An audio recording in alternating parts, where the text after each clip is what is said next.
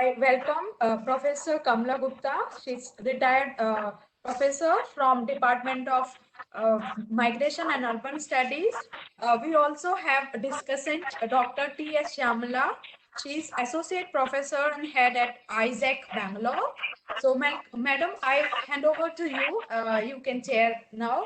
We have 6 participants as per the agenda, but I think some of them may have not joined.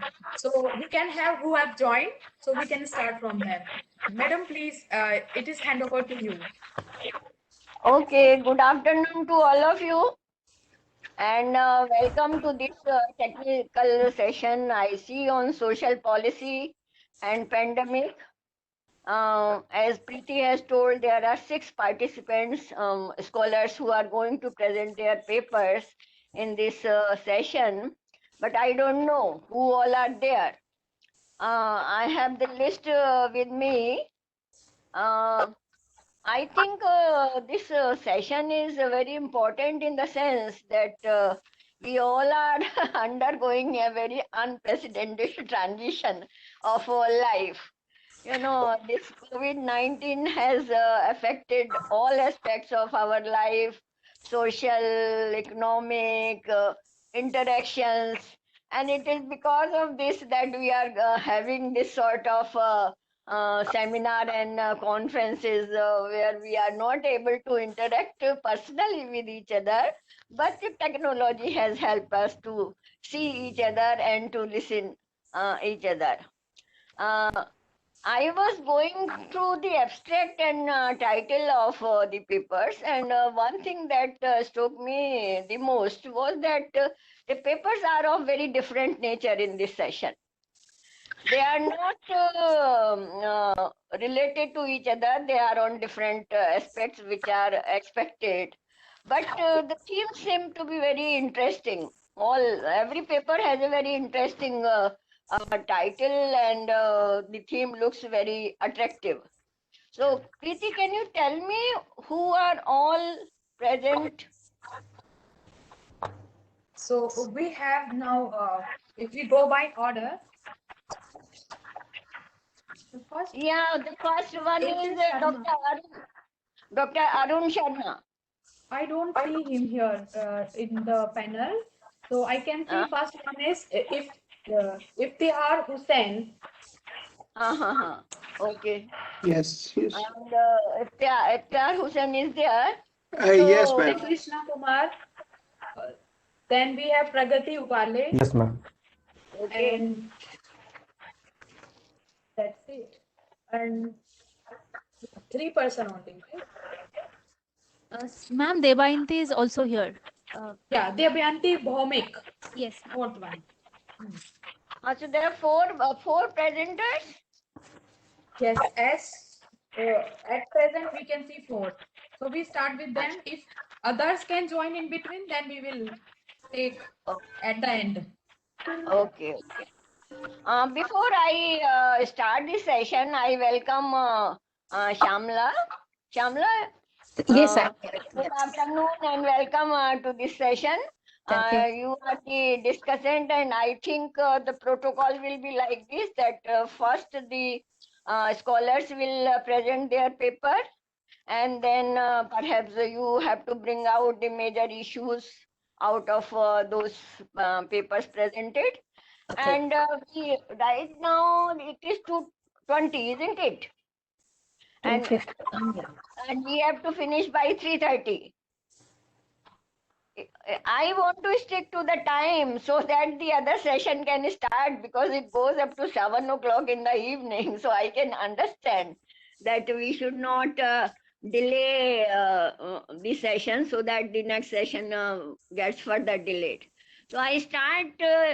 I request Iftikhar to present his paper. Welcome to this session, Dr. Iftikhar, and your title is Ethnography. Huh? Ethnography of one user society pastorals in Yes, Uttarakhand. ma'am. Yes, ma'am. Okay.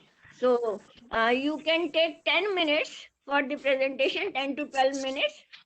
and present the highlight of your paper. And I will be most interested. I think all of us will be more interested in knowing the policy implications out of your studies. Okay. Yes, ma'am. Yes, ma'am. I'll So try you can to. start your presentation. Okay, okay, ma'am. Just thank you, ma'am. Thank you so much. I'll be trying to. Oh, should I, ma'am? Just Preeti, ma'am. This is like.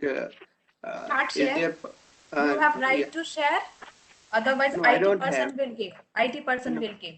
Okay, Right okay, okay. given to you, sir.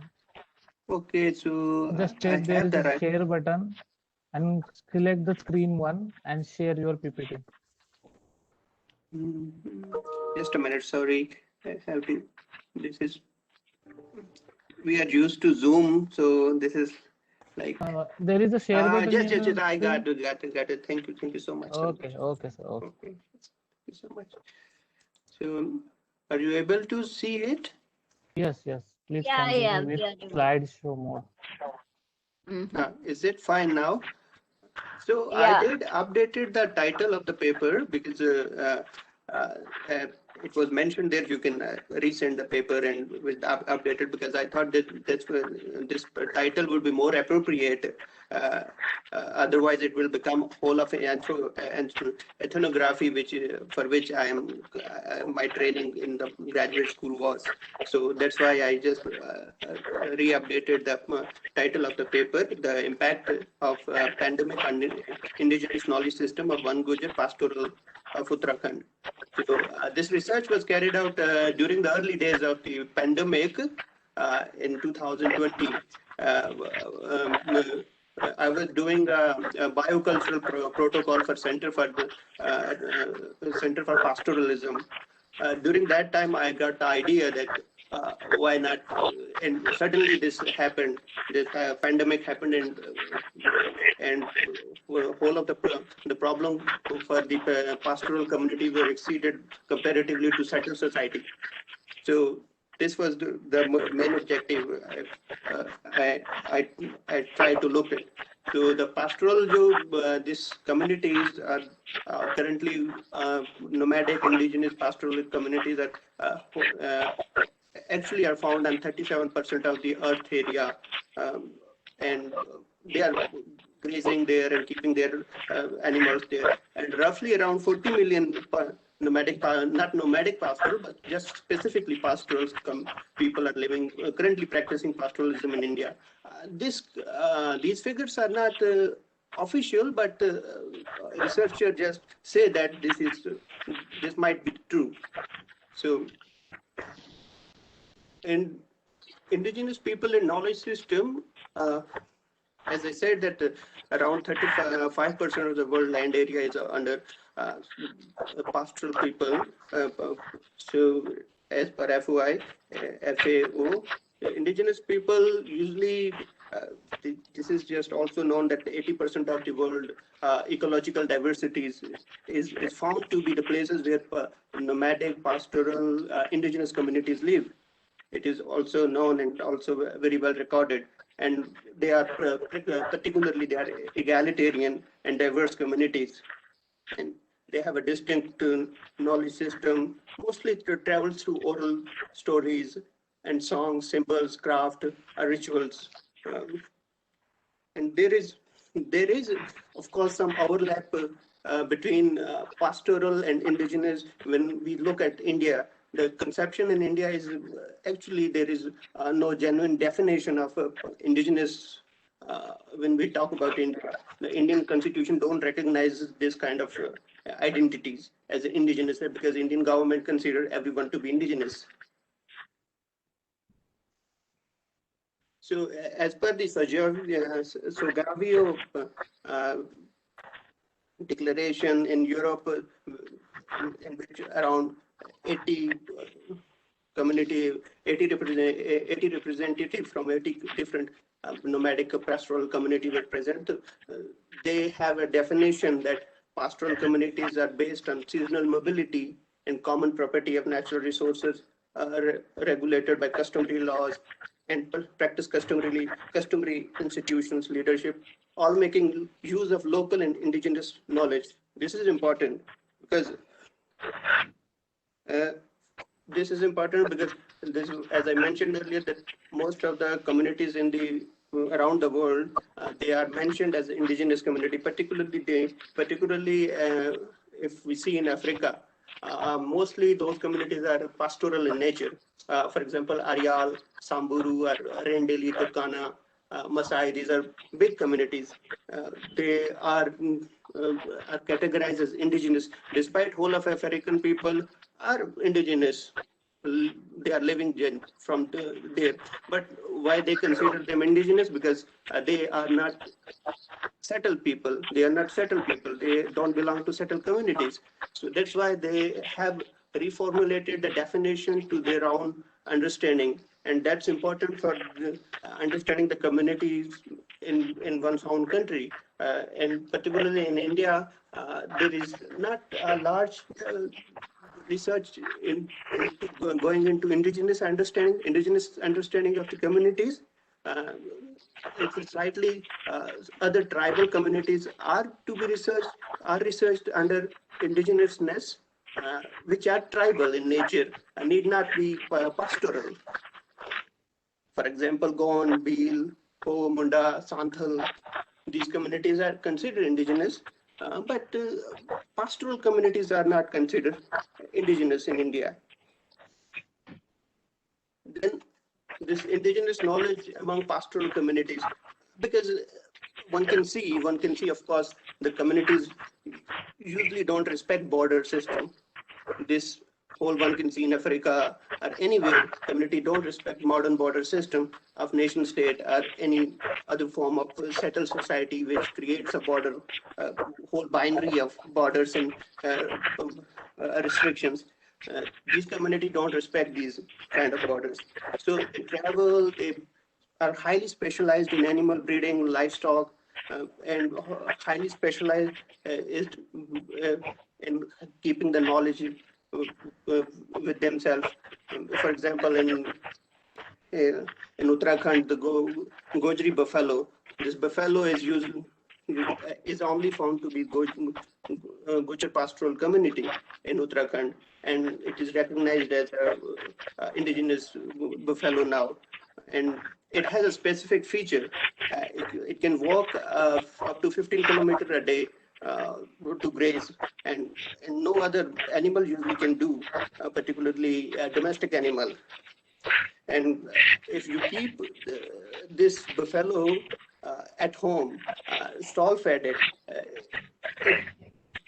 the buffalo actually stops giving any milk, any kind of milk, or it grows to be fragile animal if it's kept as stall fed.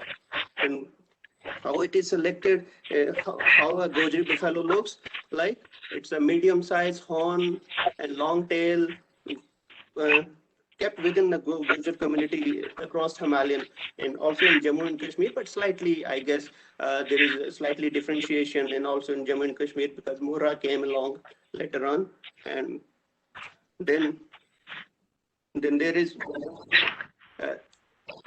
less amount of milk. It gives a less amount of milk per day as comparatively to other buffaloes. Mohra, just 6 to 7 liters, and walks quite a long distance for grazing. And breeding is done when a buffalo grows to be 3 years old, and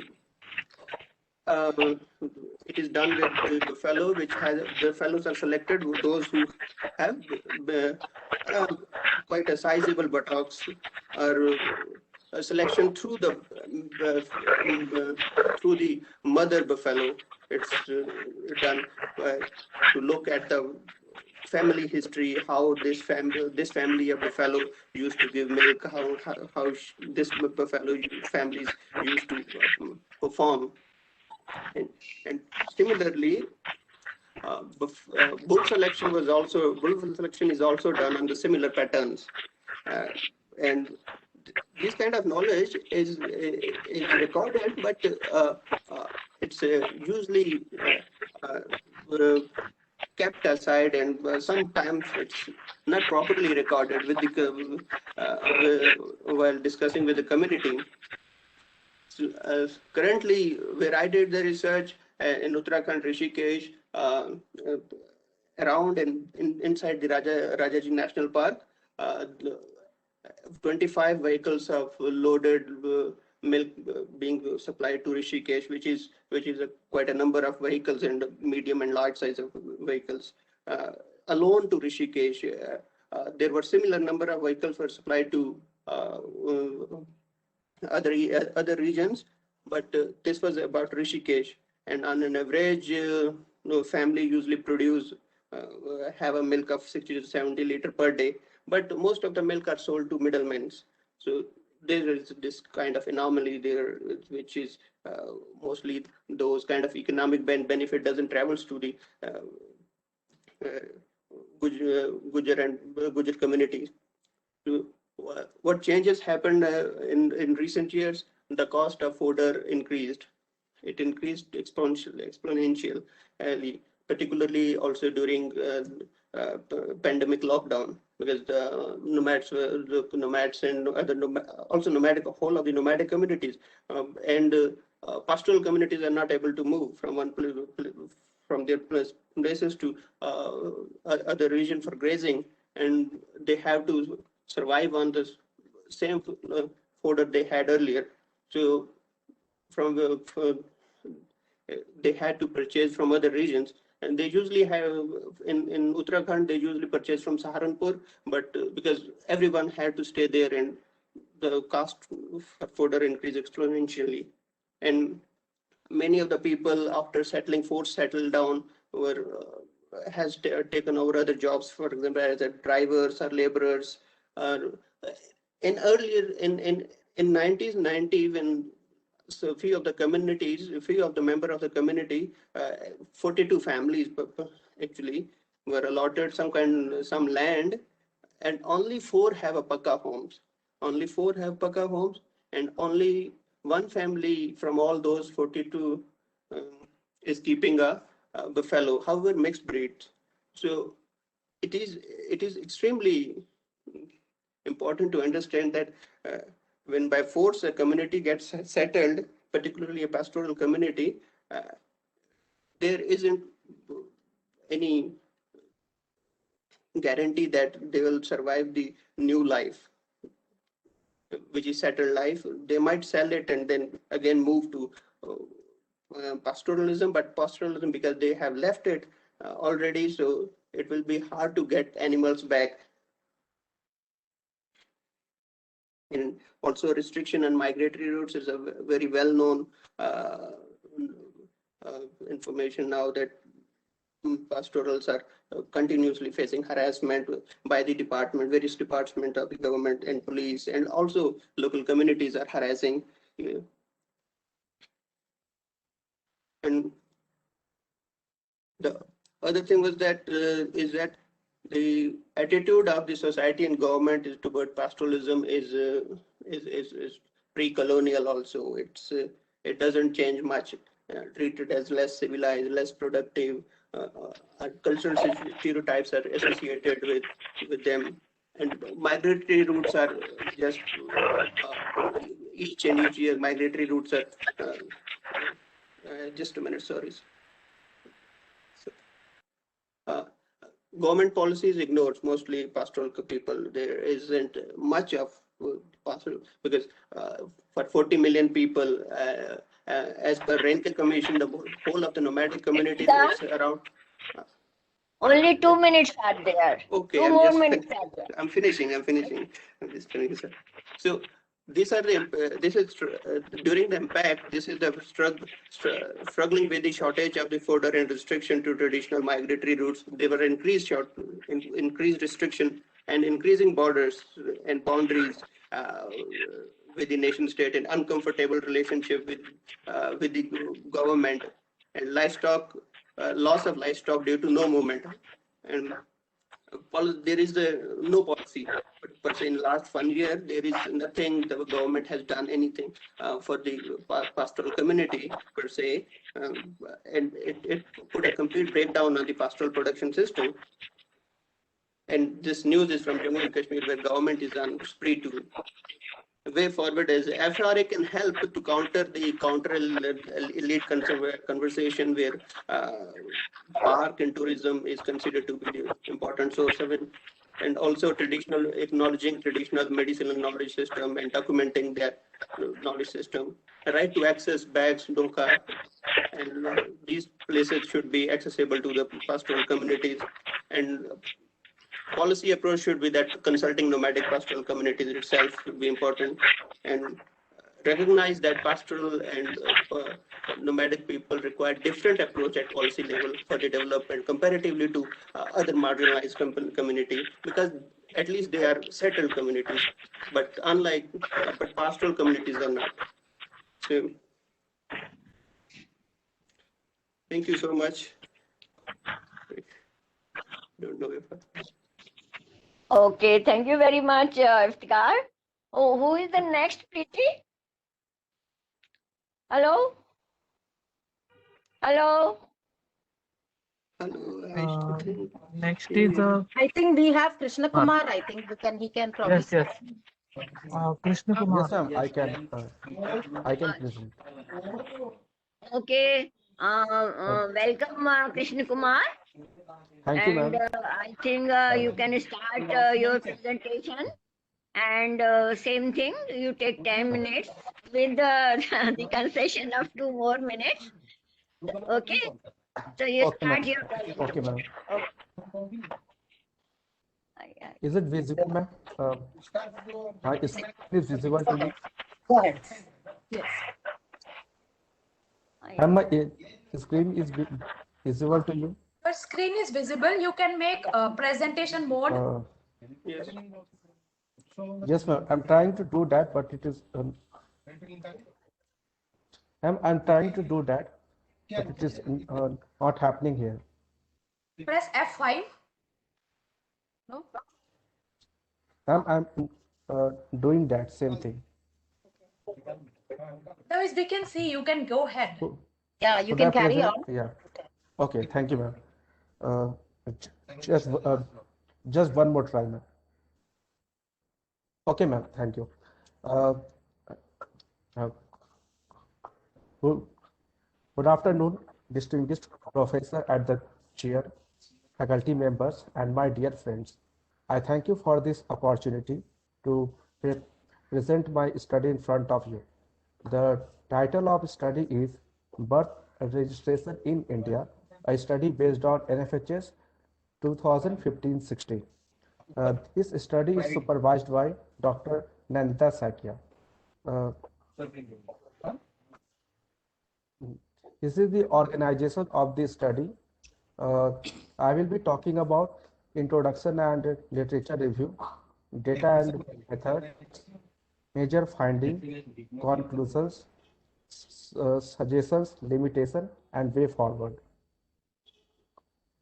Coming to introduction, civil registration system is the system through which we record vital event on compulsory, continuous, permanent, and universal basis.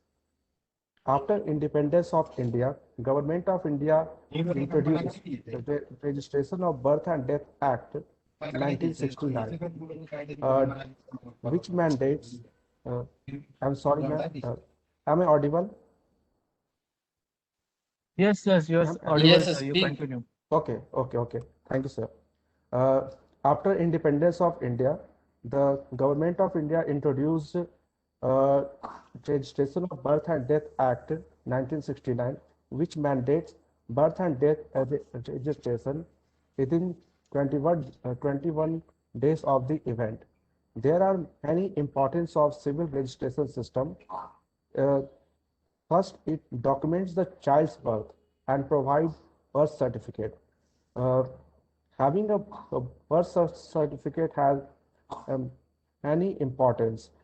It provides access to public health services, government added services such as education, social security, uh, etc.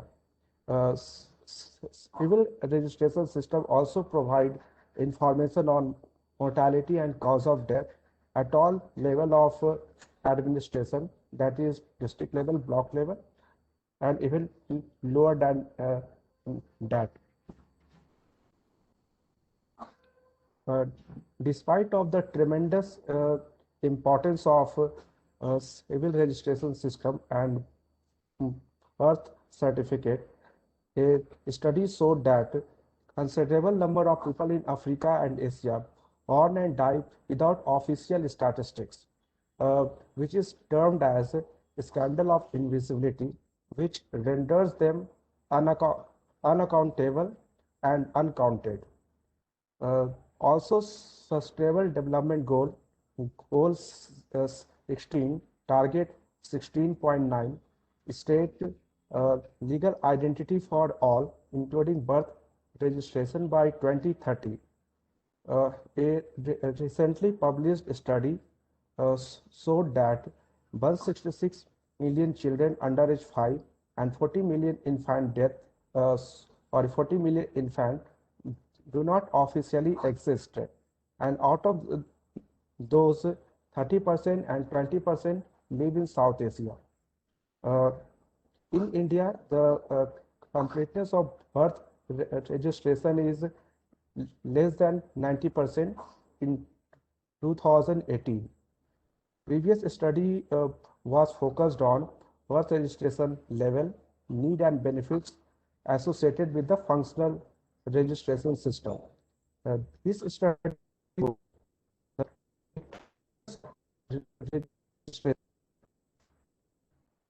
uh, we used NFHS4 dataset, which was collected in 2015-16. We filtered our sample for 258 districts where birth registration level was less than national average, that is 79.3. We used special mapping of birth registration. For that, we used GIS software.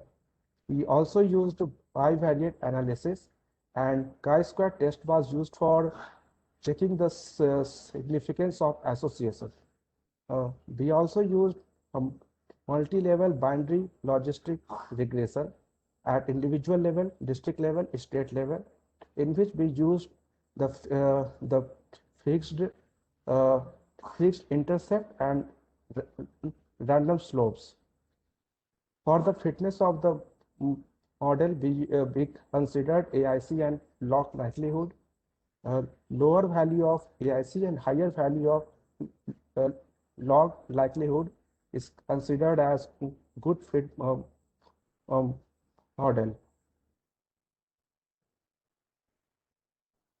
This figure shows that birth registration level by districts of India. We found 11 out of 71 districts of Uttar Pradesh recorded less than 50% birth registration. We also found 4 districts of Arunachal Pradesh, 1 district of Bihar, and Dholpur in Rajasthan recorded lower than 50% birth registration. On the other hand, the southern state of India, including Maharashtra, Gujarat, Himachal Pradesh, Punjab, Delhi, recorded higher than 85% birth registration. This slide shows results of bivariate analysis. Here our dependent variable is birth registration and independent variable is socioeconomic and demographic characteristics of children and their mother. We found that children's characteristics such as age, sex, birth order, place of residence, and parents alive is significantly associated with birth registration. We also found the household characteristics of children such as religion, caste, wealth status, sex of the head of the household is significantly associated with birth registration. Moreover, we found others characteristics such as mother's age, education level, marital status, media exposure, antenatal visit, postnatal checkup, place of delivery is significantly associated with birth registration. For checking the significance, we used chi-square test.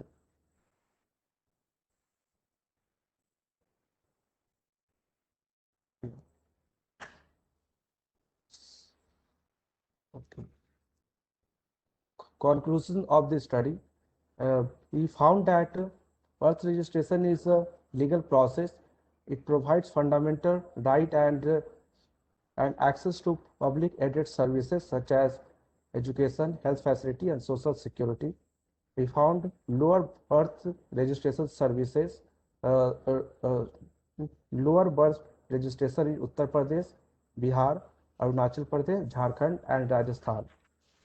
We also found 11 out of 75 districts recorded lower than 50% birth registration in Uttar Pradesh. We found socioeconomic characteristics of children and healthcare facility is positively associated with child's birth registration. Also, we use the multi-level binary logistic regression that showed uh, there is a variation in birth registration level due to state and district level variation. Here are some suggestions from this study. First, linking the birth registration facility with health institution will improve the birth registration level. We also suggest periodic awareness campaign on birth registration benefits uh, among underprivileged population and low performing districts.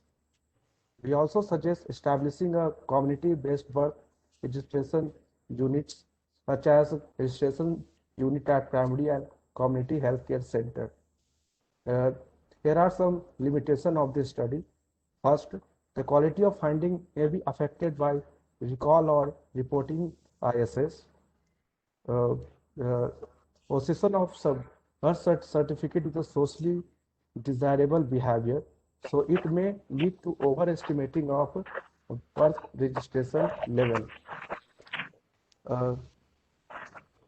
There can be some future study, a qualitative study accessing area of civil registration system in the district district where completeness of birth registration was lower than national average.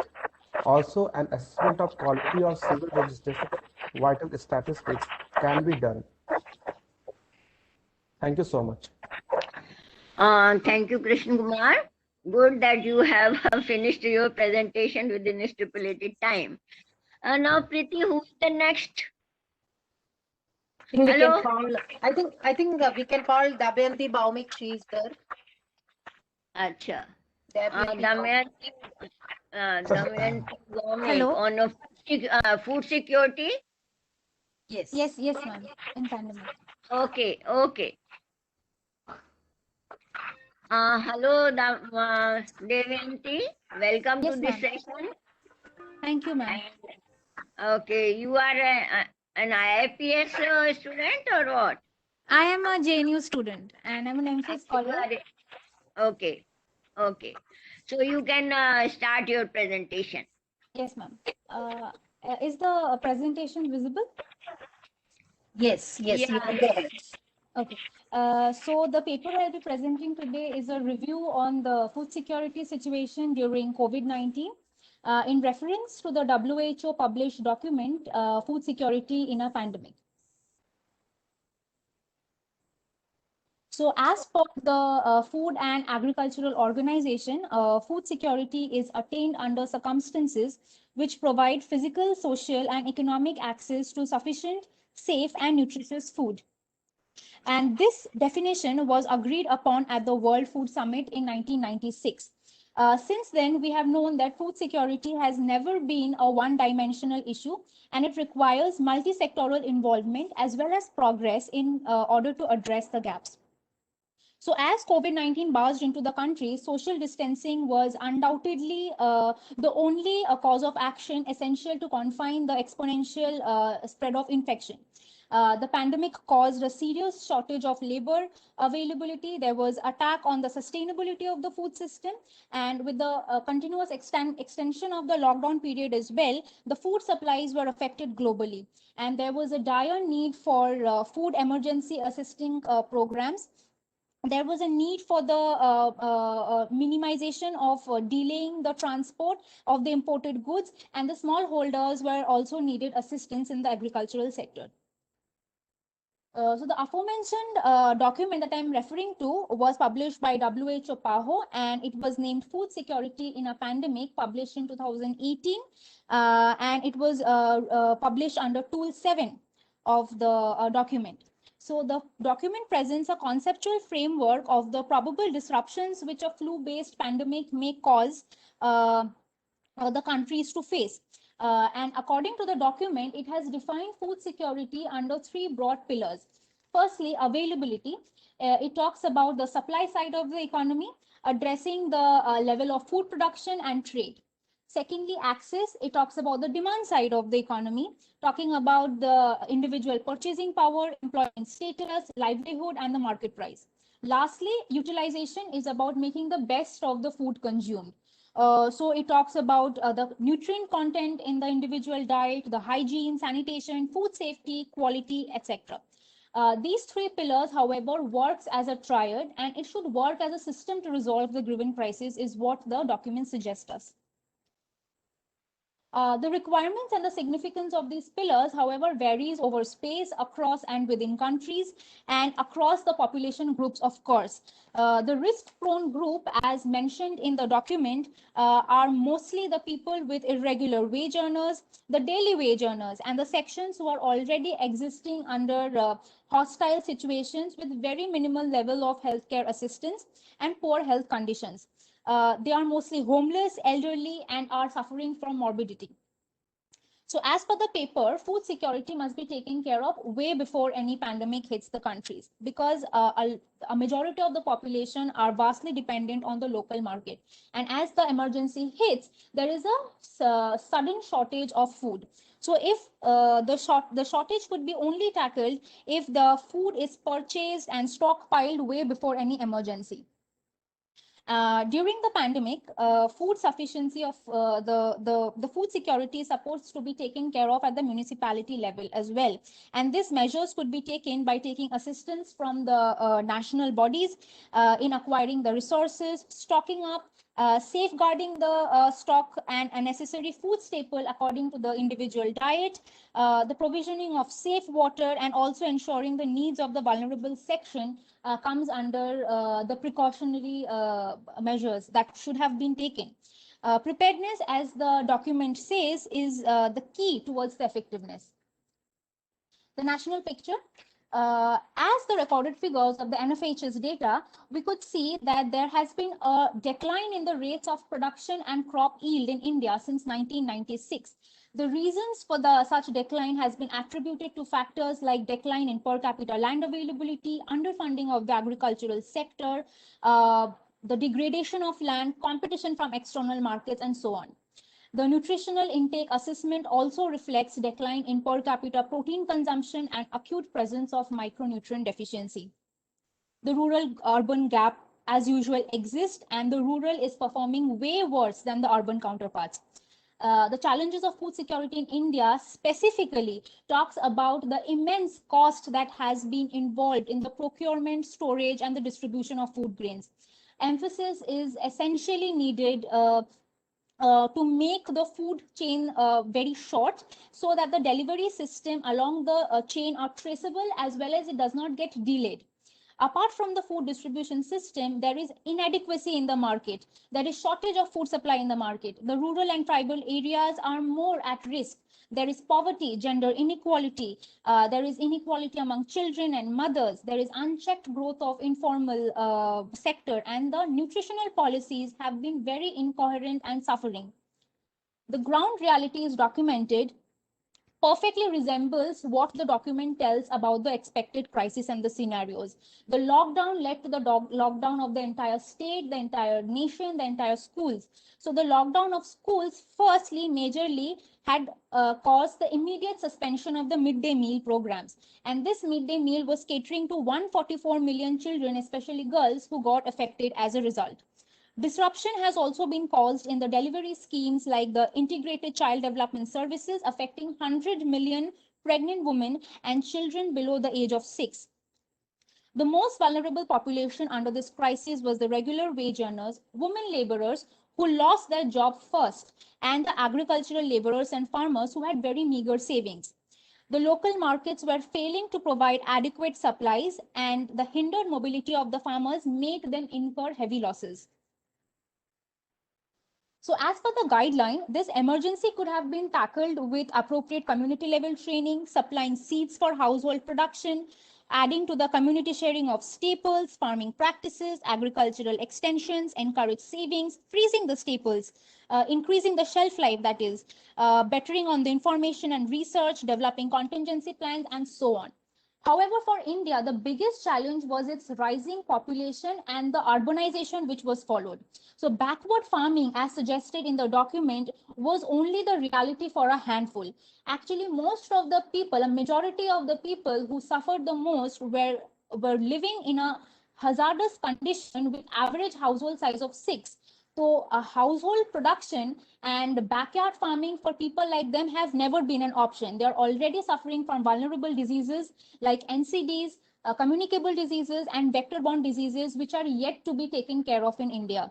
In countries like China have dealt with expansion of food environments as suggested in the document. But for India, this has not been a probable option because the continuing fragmentation of land holdings had not put much of an option for extending the farming techniques.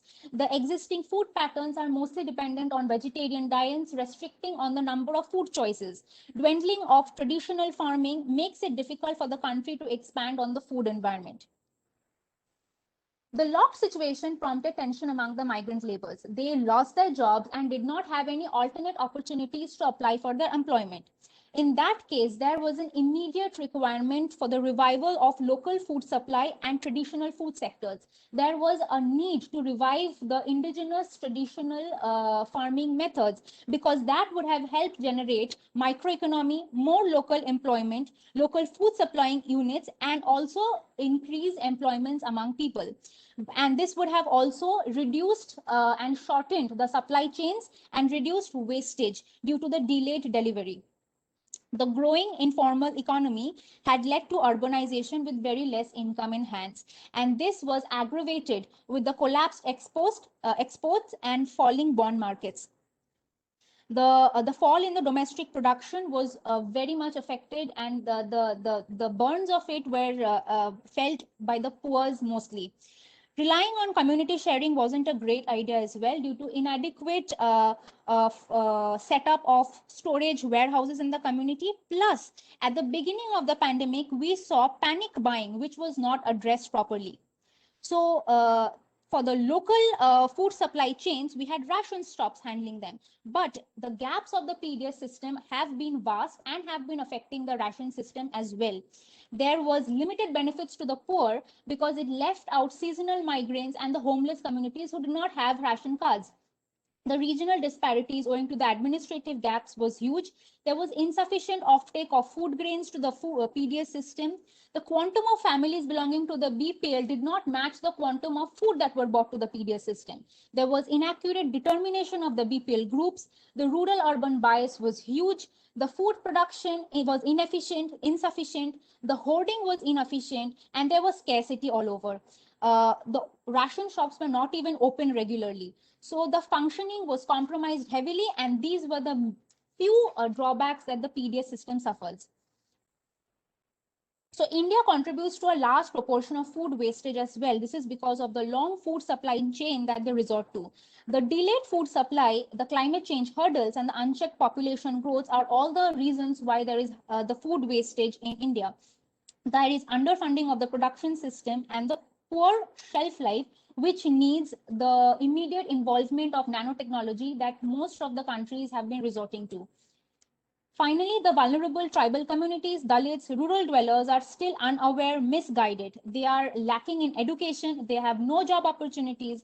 There is reduction in government expenditure on their well-being, and the impact of climate change have been on them severely, affecting their crops, habitation, and aggravating their food insecurity problems. The widening calorie and protein gaps among the population has aggravated their health risks. So it could be stated that to face such a crisis, a country requires primary prevention. And by primary prevention, I mean it should include specific promotion and health promotion way before an emergency is there. So, but for India, they had been resorted to the secondary stage preventions. But still, the secondary stage preventions were backed up with poor infrastructure and poor management. As a result, the Indian health problems again should be criticized for their slanting, favoring towards the vertical approaches in the programs that they have been choosing. This is why the privatization of the public health system, the individual level service provision that is being more validated here, and the dependency on secondary level diagnosis have proved very problematic under such condition.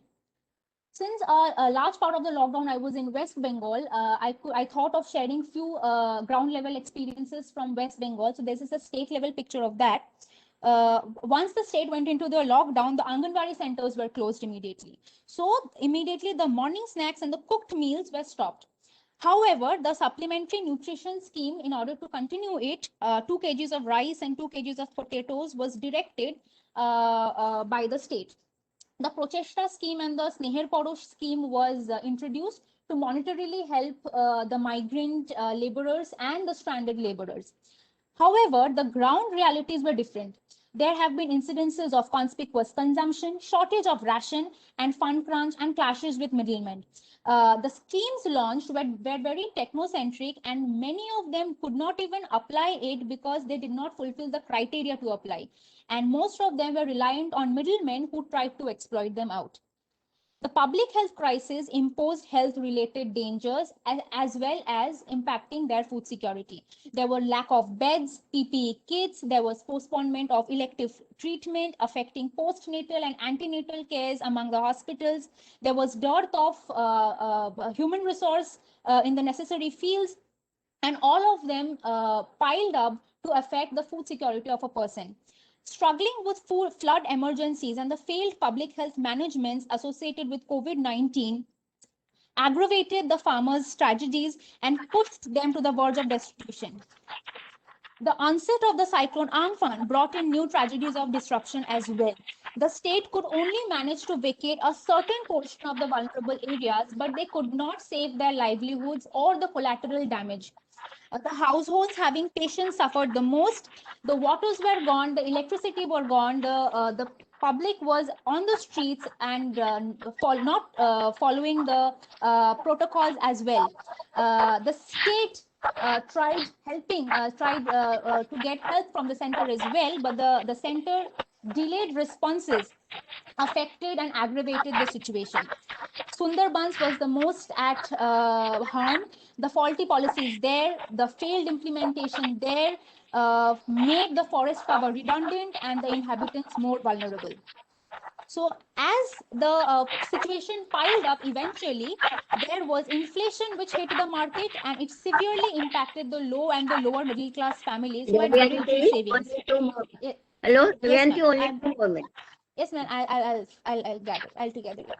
The accessibility, availability, and utilization of food thus remains a challenge to many households, which should be taken care of at a community level.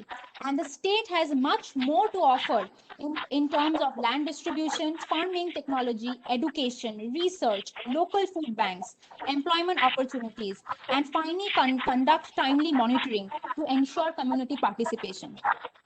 So in conclusion, sorry, I missed this slide. But so in conclusion, the given document is very well drafted and it needs to be addressed during a pandemic. However, the solution should vary according to the country and the economy it has. For countries like India, agrarian reforms must be focused on for long-term strategies. Land reclamation must be focused on for long-term strategies. And for short-term strategies, emergency food assistance is very much needed. Then there is a need for economic security, social protection, access to healthcare, safe household environment, which are the foundation of the attainment of food security. Thus, emergency pandemics like COVID needs data-driven decision-making. There is a need for global cooperation, political transparency, and priority-based investment grounds. This all sums up to give us an effective public health domain. To end, it is the country's preparedness and the responses which must come to a nexus to ideally address the situation. Thank you.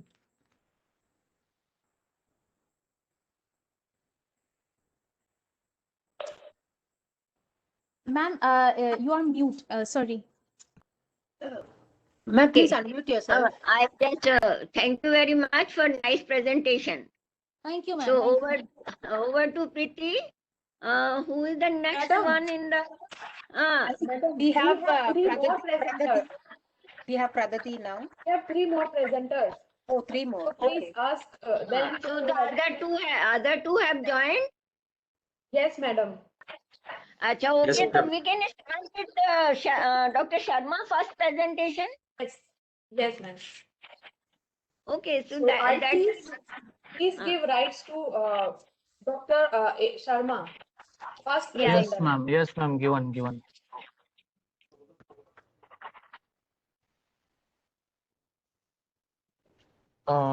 Sir, just click on the share button on your below screen and select the screen 1. Sir, okay, and Yes, create your yes, yes. PPT file. Okay, fine. It is visible. Just click F5 or else slideshow mode.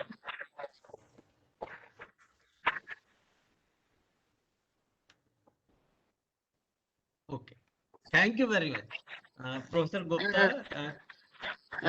okay. Welcome, Dr. Sharma. Thank you. Thank you. Okay, so you can start your presentation. 10 minutes. Okay. Okay. I will take 10 minutes only. Basically, I will just present the idea behind this exercise. In Okay. pandemic, we wanted to make a sociological study of COVID, and by sociology, I mean stigma against this epidemic. And now there was no opportunity for us to conduct a real survey. So what we did, we thought of analyzing what is given in the media reports, in newspaper articles, in magazines, in editorials, and so on. And this exercise is based on that. So the objective of the study is to study nature of stigma against those afflicted by COVID-19, to show the new categories of stigma which differ from the old sociological categories based on social hierarchies, identity, and disability, and to examine the nature and causes of stigma as commented, interpreted by the media persons, editors, reporters, freelance writers, and to suggest an action plan to fight COVID-19 by understanding and acting on stigma. Methodology. And I just want to stress on this slide because this is a different methodology than usually adopted by researchers in the field of population studies. So our data source was news media. The data were collected from Factiva. This is an online media database repository of more than 33,000 newspapers, journals, magazines, etc., available in 28 languages from 200 countries. And then data were downloaded in Word files. Data collection period was first 2 lockdowns in India between 25th of March 2020 to 3rd May 2020. The analysis was done during June, July 2021. And the region was India, and the keywords used for the content analysis were stigma and COVID. Surprisingly, when we wrote Corona and COVID, we did not find many entries. But in case of stigma and COVID, there were many entries. The papers and magazines which were included in this analysis are some major ones. Otherwise, the number is very large. Times of India, Hindustan Times, Indian Express Online, the Assam Tribunal, Economic Times, Live Mint, The Hindu, Asian News International, IANS, etc.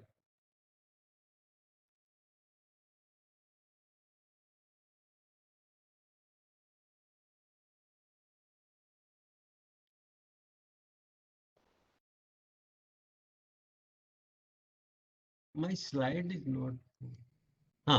The total number of reports which were generated by these two keywords were 169, and 30 were duplicates. So they were removed, and we got 139 media reports finally. And media content analysis was done manually. Presentively analyzing a larger data set. Presently we are doing, actually this was a kind of pilot study for a bigger study. We are analyzing media reports on international environmental movements, and that exercise is still going on. And these reports were content analyzed.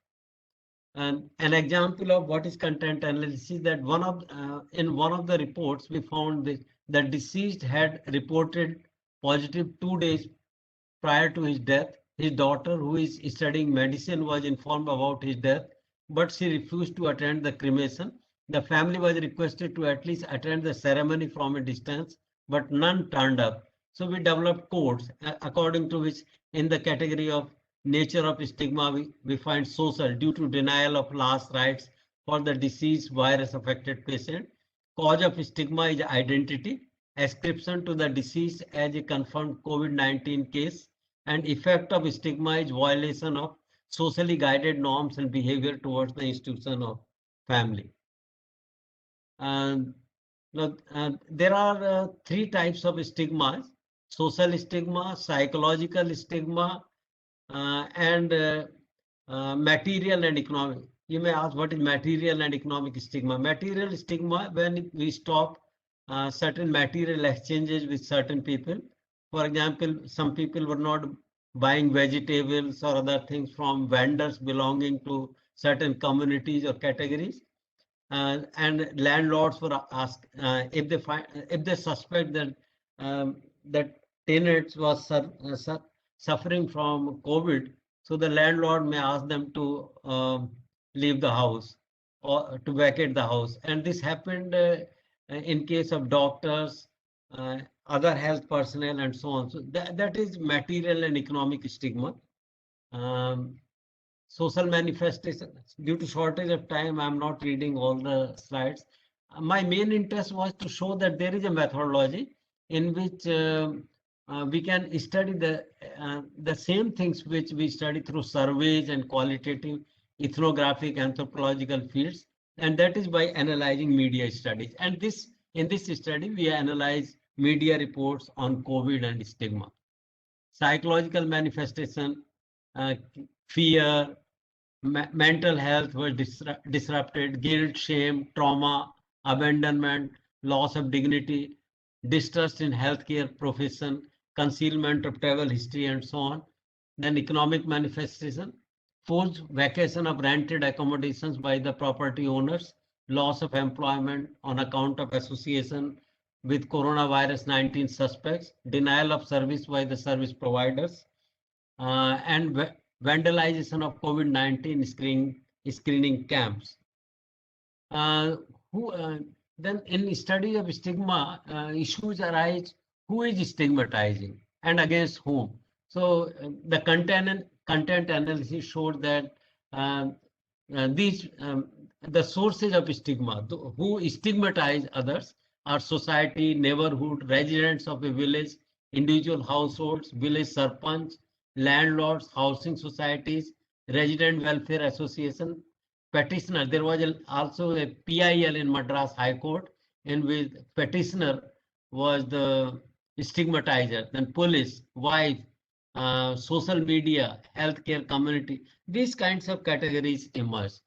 And against whom was stigma practiced?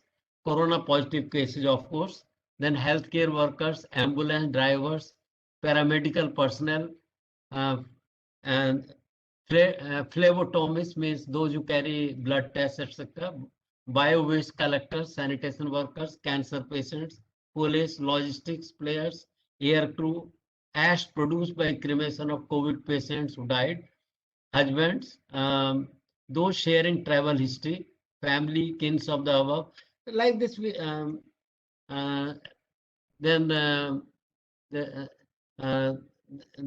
in the nature of stigma, we have misconceptions or the causes of stigma, invisibility, local contact, symbolism and marking, identity, lack of preventive resources, medical procedures, mobility, and several types of stigmas were found: procedure-based, profession-based, social hierarchy-based, travel history-based, self-stigmatization. When I suspect of myself being suffering from COVID and go for quarantine or try to separate from others, that is self-stigmatization. And non-COVID patients. Dr. Sharma, 2 minutes. Huh. 2 more minutes. Okay. So my main motive, let me not go to other slides. I just wish to tell my friends from IAPS that media analysis is also a possible methodology to study same thing which we study through surveys and ethnographic or qualitative methods. And some of our students here are trying to use this technique for COVID and for social representations of COVID, stigma, etc., and international environmental movements. I think some students may find this kind of thing interesting. Although in this particular COVID study, we did manual content analysis, but it is also possible to use NVivo or Atlas, etc. These reports are like any other Word document, transcripts, which qualitative researchers use for content analysis. And by using NVivo and Atlas, etc., more rigorous quantitative and objective analysis can be done. This is what I want to say. Thank you, Dr. Sharma. Thank you. Now is Mohammed Salim is there, Preeti? Yes, Hello? madam. Yes, madam. He's there. So let him present his paper.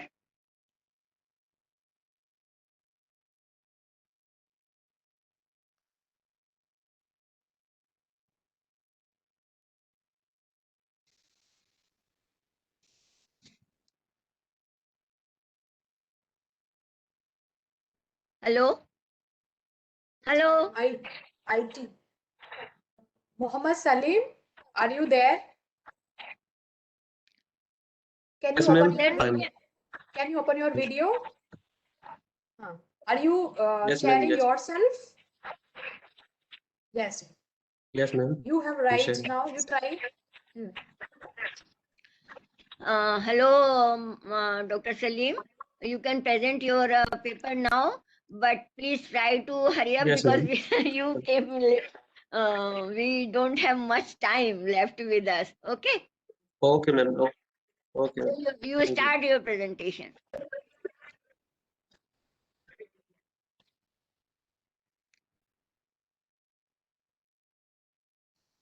Is it visible, ma'am?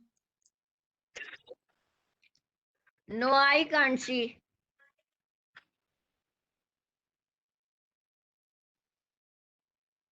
There is a blank slide on. Now we can see. Yeah. Okay. Okay. Thank you, ma'am. So good afternoon, everyone. My name is Mohammed Salim, and I am presenting my paper entitled as "The Use of a Smartphone and Impact on Health and Well-being During Lockdown Period." It is said that cell phone you closer to person far from you, but it take you away from the one sitting next to you. So in the content session, we will discuss about the introduction, need of the study, objective of this methodology and data collection, results, discussion, and conclusion lastly. So in introduction, we will discuss about the during the coronavirus disease. The new was found initially in Wuhan, the province of China, and it's continued and after that it declared the global pandemic by WHO. Because of this pandemic, most of the country in the world had physical distancing and social closed public places such as schools, campus, office to curb the transmission. Countries announced lockdown in the whole country. The people forcibly stayed at home. Big companies allow workers from home. Schools, college, and university were closed. Children could not go to park and play. That's the people connect to the gadget to spend their time. They entertain themselves through play games and watching videos. People spend more and more time on small laptop, tablet, TV, and computer on the screen. Because of this unprecedented, people becomes more addicted to smartphone. Excessive use of smartphone can be standing a major problem to health. The smartphone, being a very new invention of humanity, became an inherent part of human life. It combines different sophisticated features. It allows users to keep pictures, memories, personal information, health and financial data in one place. People spend more and more time on social media, internet browsing, email, photography, personal texting, etc. There are about 3.5 billion people using smartphone, almost half of the world population using smartphone, in which China, India, and USA are the leading countries. In India, about 20 million people are using smartphone. Need of the study during the COVID-19 pandemic lockdown happened in most of the country of the world. India was also faced this problem. People were separated in quarantine period. During that time, smartphone was major source for their enjoyment and refreshment. Due to this condition, people use a smartphone excessively. And excessive use of smartphone impact negatively on health and well-being of individuals and experience health issues like eye dryness, neck pain, back pain, and so on. So, in the objective of this is there are two objectives: to know the intensity of use of smartphone during COVID-19 pandemic, and second one is to know the impact of smartphone on health and well-being. In this study, we use methodology and data collection. This is the pure this descriptive study tried to explore awareness regarding smartphone users and its related human health issues and its impact on health during COVID-19 pandemic. This study is based on the primary and second data collected through online survey. Randomly selected 50 respondents aged from 15 to 30. Data collected by Google Form, sending individually to the respondent. The study utilizes a survey that mainly focuses on excessive use of smartphone and health issues. The data in this study were edited, coded, and posted into SPSS and Excel software to analysis. After that, the data is presented through pie chart, frequency table, and bar diagram. So in the result respondent profile, there are 50 respondents in which 22% are female and 78% are male. And the age group to 15 to 30 age group and it's divided into three groups. 15 to 19, there are 6% respondent, and 20 to 24 are there are 46%, and 25 to 30 are there 48 respondent. So to know the intensity of use of smartphone during COVID-19 pandemic, out of 50 respondents, all are using a smartphone, in which 12% are using a smartphone, laptop, and tablet. 38% are using a smartphone and laptop combined. 50% are using only smartphone in this study. Purpose of using smartphone. The purpose of using smartphone in this study, the responded using a smartphone for calls, chatting, games, online classes, and entertainment. For calls, 6 to 12% response, in which age group 20 to 24 and 25 to 30 response, 3 respondent. For chatting purpose, only 8% response, about 44% response they using their smartphone for the purpose of videos and entertainment, in which 25 to 30 age group share more 26%. For online classes, 34% respond using smartphone, in which 20% using in the age group 20 to 24. Online classes that happen because of shutdown of the school and colleges. Using smartphone per day in hour. Before lockdown, there are 28% person use smartphone less than 2 hours, and 2 to 4 and 4 to 6 hours, there are 32%, 32 and 32%. Here, before the lockdown, there were more than 6 hours. People respond that use the smartphone. But during the lockdown period, no one responds that they use the smartphone less than 2 hours. Mostly response that 2 to 4 hours, 36%, or 4 to 6 hours, 36%. More than 6 hours, 28%. That is 20% more for the lockdown.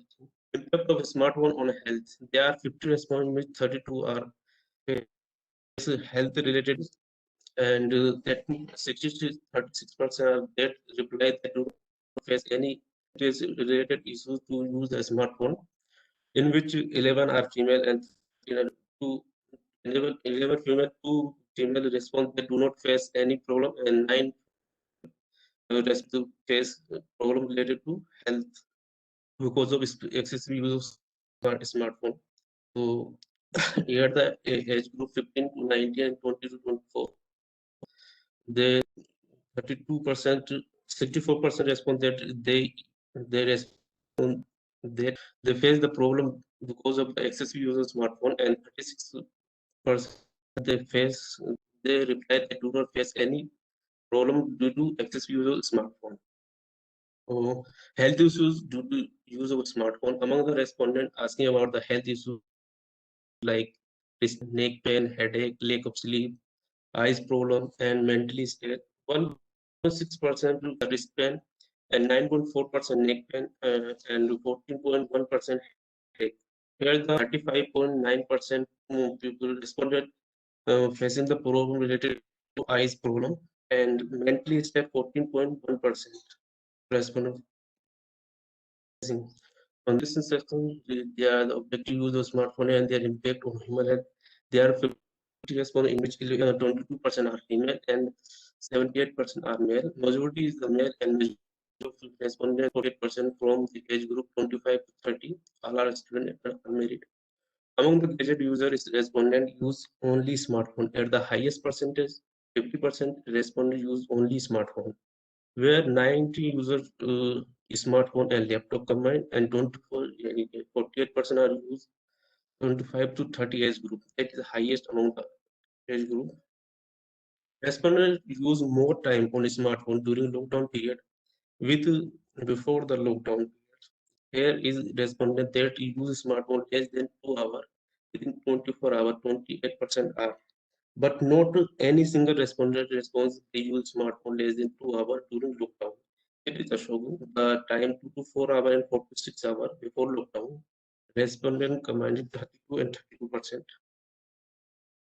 And during the lockdown period for the same time, same hour, 2 to 4 and 4 to 6 hours, 36%. That is 2% more, 8% are more, a little bit higher than the lockdown. More than 6 hours within a day before lockdown, 8% respond. But during the lockdown, 28% user response they use their smartphone more than 6 hours within a 24 hours. That is 20%. Salim, please. Hello. Yes, ma'am. Salim, please finish it fast. 2 Okay, minutes. ma'am. Okay, ma'am. This is the last slide, ma'am. Okay, ma'am. Okay. So smartphone is a multi-dimensional device which has been used for many purposes. In our study, we discussed for which purpose respondents use smartphone mostly.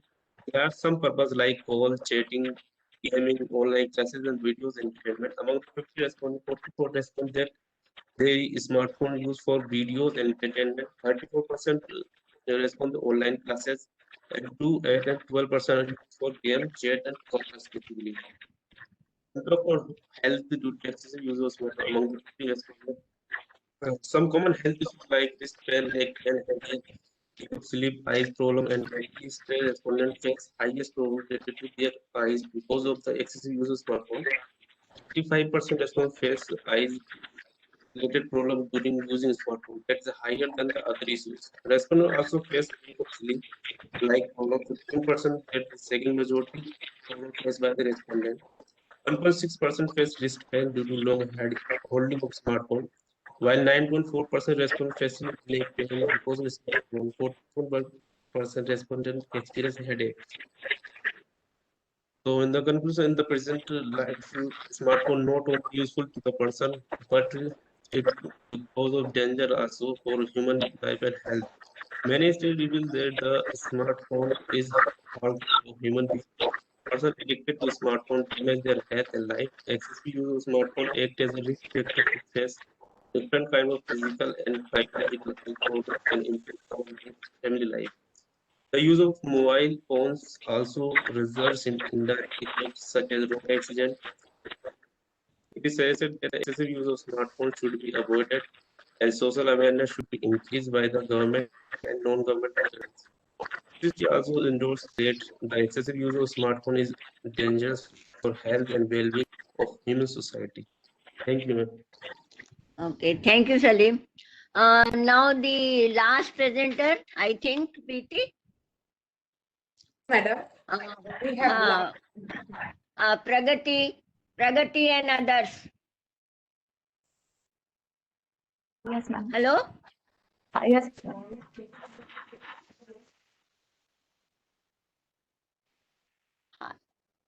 Hi, welcome, Pragati.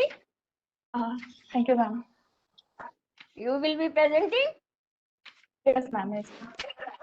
Okay, so not more than 10 minutes. Okay. Okay, because we are already in the process of overshooting the time. Okay, so try to finish it within 10 minutes. Can you Start. see my? I can see you. I can see your slide also. Okay, ma'am. Okay, ma'am. Hello, everyone. I'm Pragati Ubade from International Institute for Population Sciences. I'll be presenting my paper entitled Media Professionals' Working Conditions During COVID-19 in Mumbai City, a Qualitative Investigation.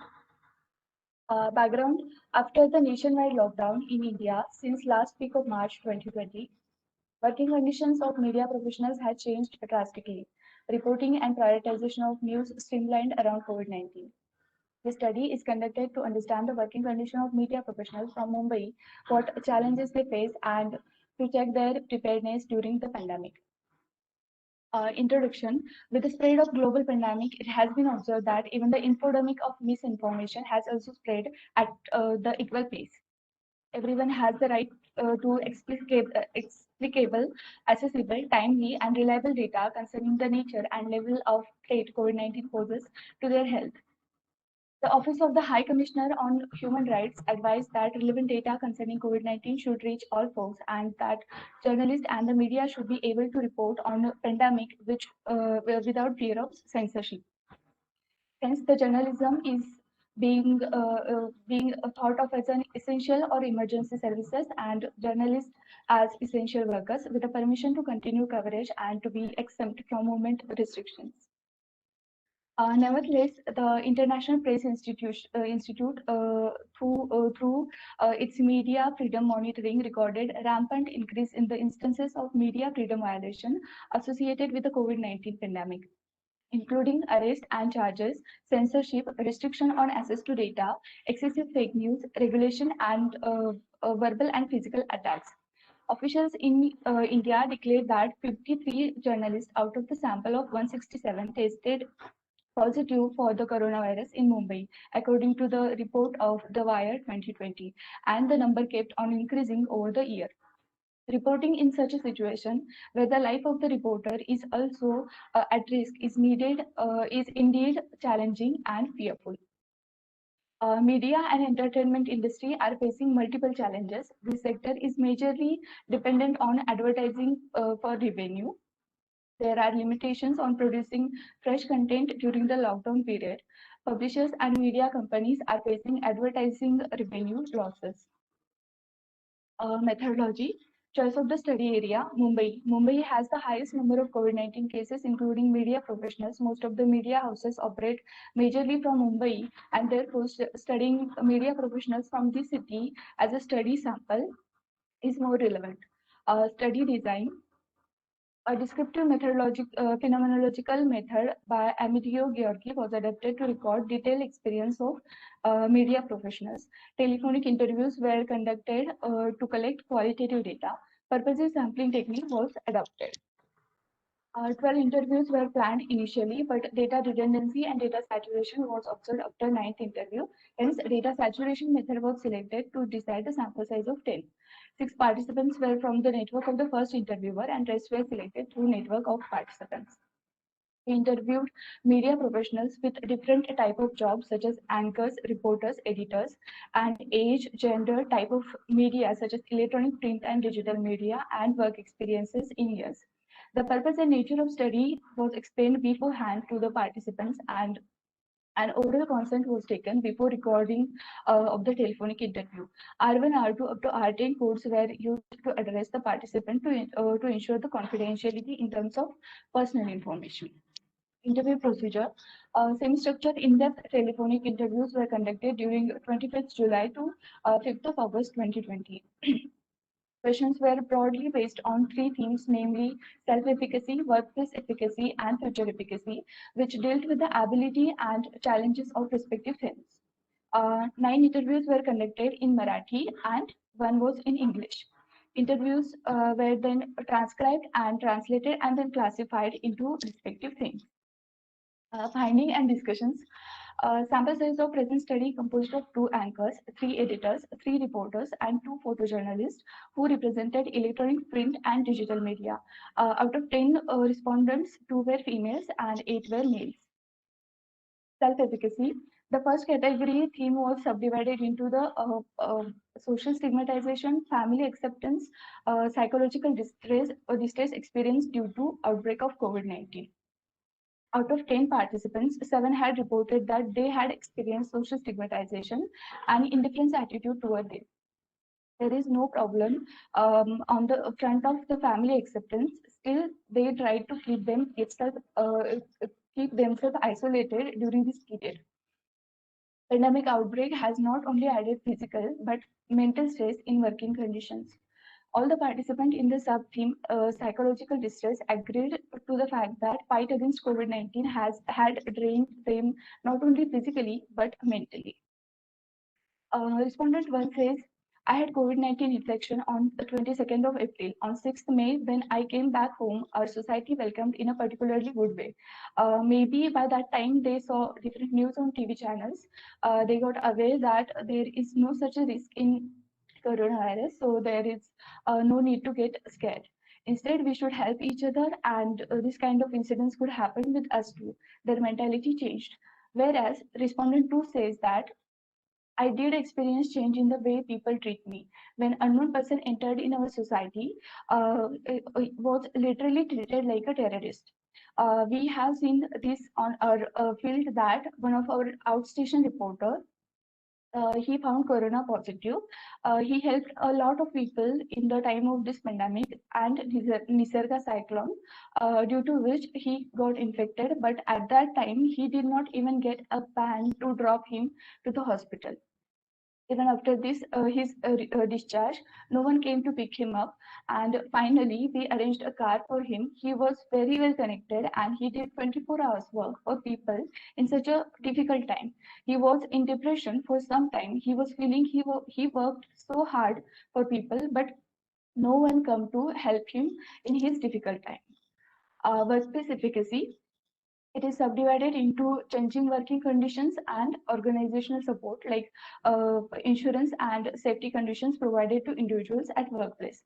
All the participants responded to there were drastic change in working conditions and agreed to the fact that such kind of conditions were not experienced before. Respondent 1 says, immediately after lockdown, other ways of transportation and local, which is the lifeline of Mumbai, stopped. So transportation was one of the difficulties in front of media professionals. The work of media professionals does not stop in any situation. We used WhatsApp calls and for collecting bids. Initially, media persons were not used to these technologies, but we get used to it after using it frequently. To counteract challenges amidst pandemic outbreak, adopting new innovations and technologies were inevitable part of work of media professionals. Second sub-theme of first category, identified innovations adopted. Participants reported use of WhatsApp, Facebook Live, Zoom, and other applications. Female, especially married women with children, face high challenges as work from home meant balancing between work, children, family, and household chores, affecting both the self and workplace efficacy. Big media houses had provided support to their employee through insurance and adequate safety measures to workplace, while for small and unorganized media employers had difficulty in providing adequate support. Respondent 5 says that in my organization, insurance is not available for major ailments like cancer and diabetes. Forget about cover to COVID-19. Future efficacy is subdivided into news prioritization during COVID-19 and long-term impact on journalism. Respondent 2 says that pandemic has on the revenue. Our revenue is not related to the industry, it is public contribution. Since the print media is not able to work, the traffic of viewers turned to digital media. At our website, we had 2.4 lakhs unique visitors, which has increased to 12 lakhs in this period of lockdown. On Facebook, the viewers are around 12 million, which was 7 to 8 million earlier. So it has been doubled. There was no set agenda in prioritization of news, as every news centered around COVID-19 only, and this has been responded by all the participants. Respondent 1 says that in my entire career of 22 to 23 years, I have seen this first time that there are so many news for such a long period of time on only one topic. It is not only one topic that is related to politics, economy, and family. Has given birth to thousands of problems such as farmers' damage, problem, etc. Saying that we get tired of these is not right, because this was a national and global level crisis. Everyone, police, doctors, and media professionals get bored working monotonously, but we must work. We tried to search for news like music, mental health related news, etc. Corona news was so negative, so we tried to give some positive news. Respondent 2, 3, and 4 also mentioned about slightly moving forward. Pragati, please bind up. Yes, ma'am. Please finish. Yes, ma'am. From COVID-19 news to mental health and other aspects such as India-China relations, economy, and employment in the news as COVID-19 were frequent and stressful to both media professionals and receivers of the news. Respondent 2 says that growth of digital media was expected more in 2020 than what we see. Media is also facing difficulties in getting revenues. Magazine from print media affected more. Advertising in print media is also reduced to a certain extent, so it is not easy for print media to survive, because it is because in this pandemic, waiver of digital media have increased. Even after pandemic, digital media will be the largest stakeholders. In print media, the companies who have invested a lot, for them it is a difficult time. Companies which are in small scale or middle phase of their establishment, for them this is period of expansion. And because post COVID-19, big players might fall and small players will have the opportunity to grow. Other respondents also perceive negative long-term impact on media industry. In conclusion, findings suggested unpreparedness of media organizations of handling a pandemic situation. Big-scale organizations comparatively had better work policy during the pandemic, but these were inadequate. Organizational support such as providing facilities, technological equipment, insurance, healthy atmosphere at workplace, skill development in technological advances, job security need to be given so that COVID-19 pandemic should not affect self and workplace efficacy. Presence of these things will make media professionals more active and will give good quality news presentation. The study also predicts that this pandemic will have long-term impact on journalism. Less advertising revenue affected in either slashing down employees or cutting of salaries. Also, it is predicted that it is difficult for print media to survive, but digital media will grow faster. Policy implications, a strong need for policy level changes are recommended to the media organizations to not only create a support system for their employees, but also focus on handling crisis situations in more human manner. Thank you. Thank you, Pragati. Those who have questions to these speakers may write their question in chat box, and I think Preeti can see that. And now I request Shamla, Okay. who is the discussant of this session. She may comment and she may bring out some of the common issues out of this presentation. Okay. Thank you, Dr. Kamala Gupta, for giving me this opportunity.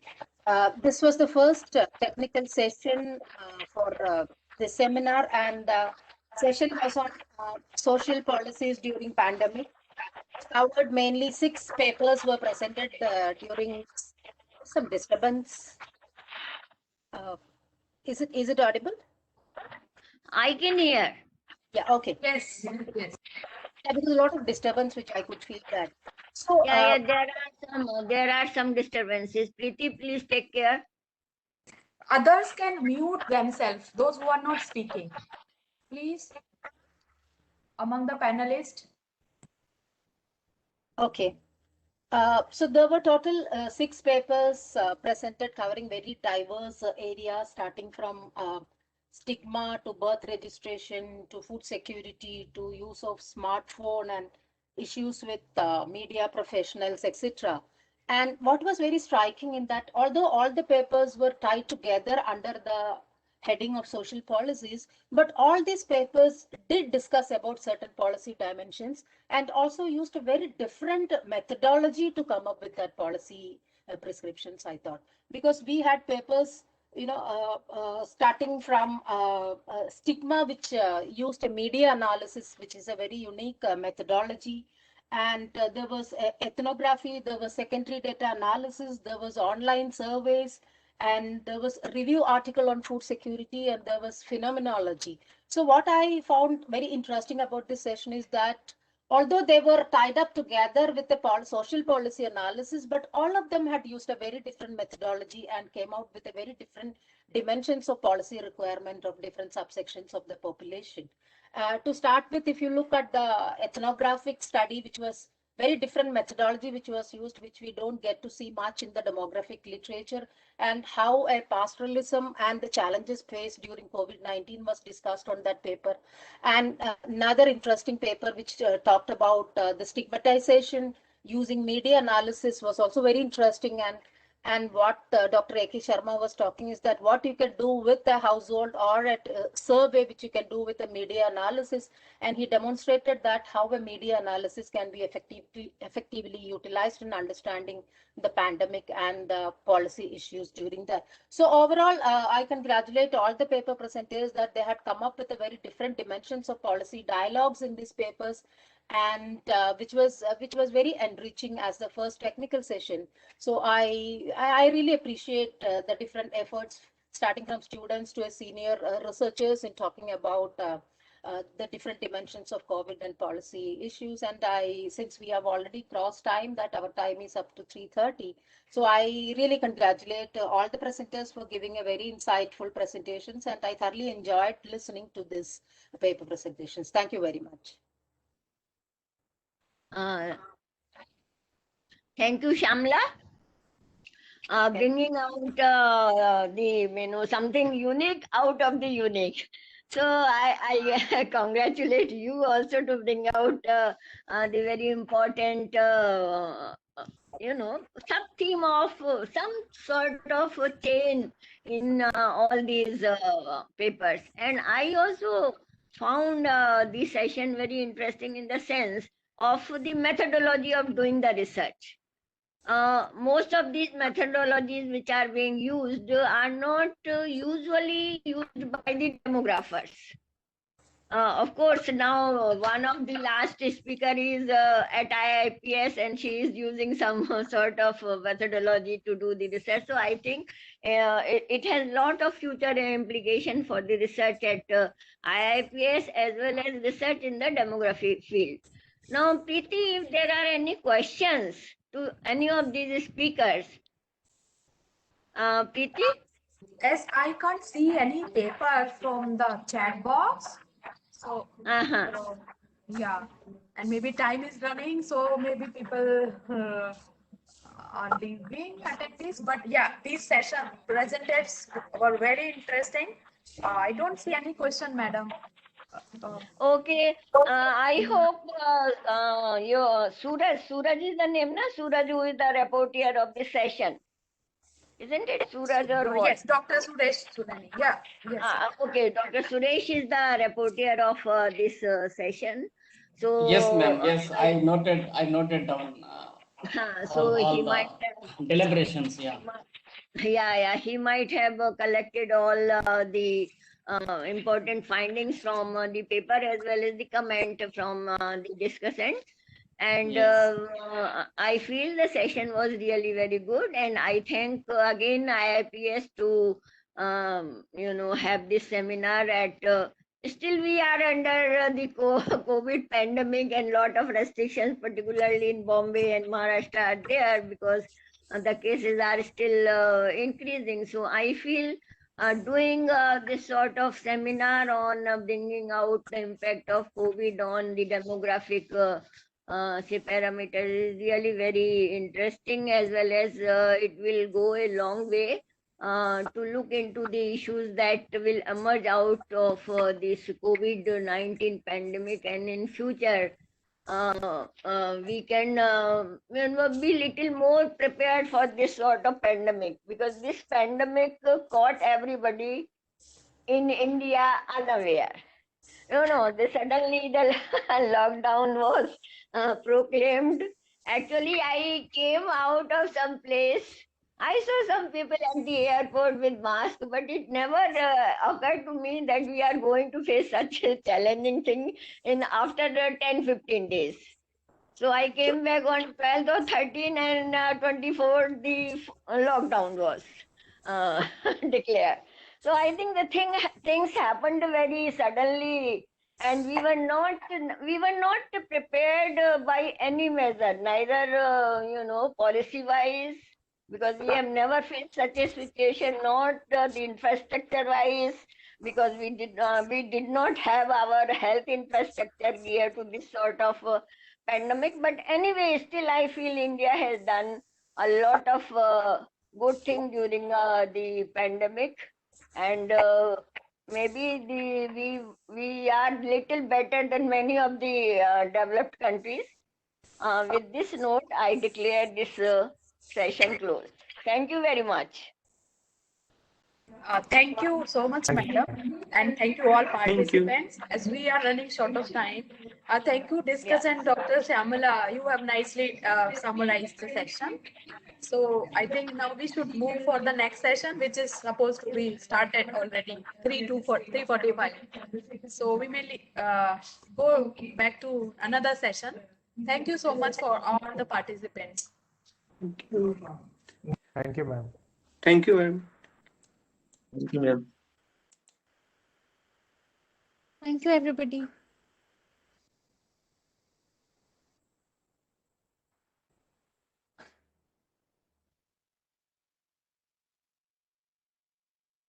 Priti ma'am, we have to be into the same or we have to follow another link? Link will be different, sir. So you have to join Link will be that different, link no? using Okay, fine. IFS India website. There is a link provided, Yes, or yes, also yes. check your mail. Okay. Or else I say drop here that link here also.